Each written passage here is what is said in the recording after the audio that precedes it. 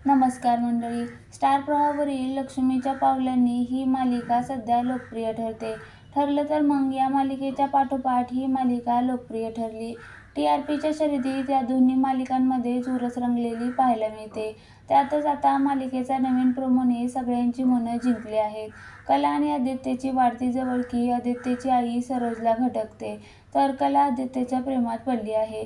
पण आदित्य अजूनही कलाबद्दल गोंधळलेला आहे. त्यातच मालिकेचा हा नवीन प्रोमो पाहून प्रेक्षकांना आनंद झाला आहे, पण त्याहून अधिक धक्का बसला आहे.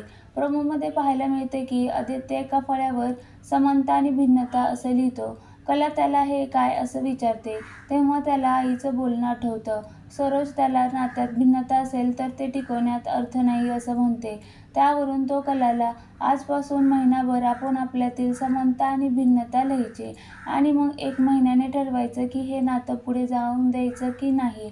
यावर कला म्हणते, तू जर इतका व्यवहारी वागणार असशील तर मी पण नात्याचं गणित आयुष्यभरासाठी जुळेल का हे बघते.